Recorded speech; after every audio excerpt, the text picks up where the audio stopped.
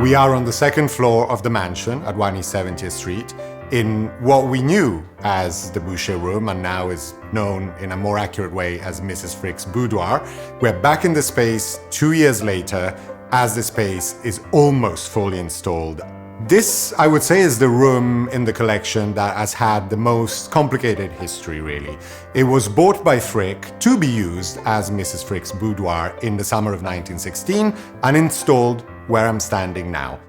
And then in the 1930s, when the museum opened to the public, the room was entirely dismantled and rebuilt downstairs to provide access to this room to the public, since the second floor was closed and used as offices.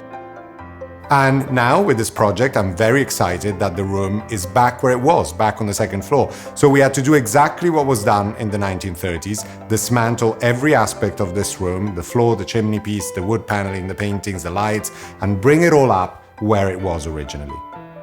While the room may at first look as it was downstairs, in fact a lot of things have changed. The most dramatic change is the boiseries, the wood panels.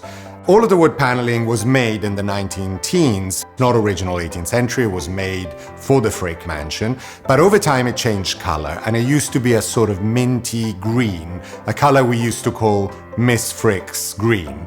But in fact, originally, it was this creamy color with some greenish, bluish highlights. So we've gone back to the original color. Some of the gilding was redone in the process as well.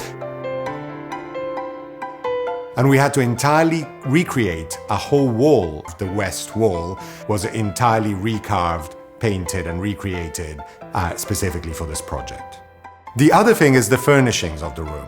In fact, the furnishings changed a number of times. The room originally, when Miss Frick used it, was full of chairs and settees and armchairs, and we had to, of course, make a selection. So we had to decide how many of the pieces we could restore and salvage, and how many we could reupholster with similar fabrics. So it was a combination of those two. But also what we did is we rewove the curtains of the room. So these were done in France, and they are back to the original color of the curtains of the room, which we know from archival research.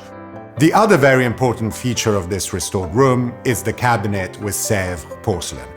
We designed this vitrine, the mirrored back, the look of the vitrine is exactly what we knew from photographs.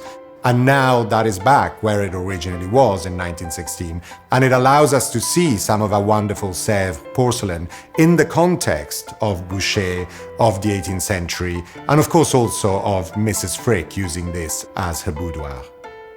Up here instead, you really appreciate the room for its domestic purpose. And I think one of the great transformations of this room is that it looks grander, more beautiful, but also in a way more intimate and more elegant than it ever did downstairs. So I'm hoping that when we reopen, people will be able to come back to the Frick and see all of the great spaces they love. But in some cases, I hope people will also have surprises. And to me, the biggest surprises will be on the second floor, where people will really marvel at seeing the Boucher room as it would have been. And what I would like to think is that Adelaide Frick could walk back in this room and recognize it as it was when she used it.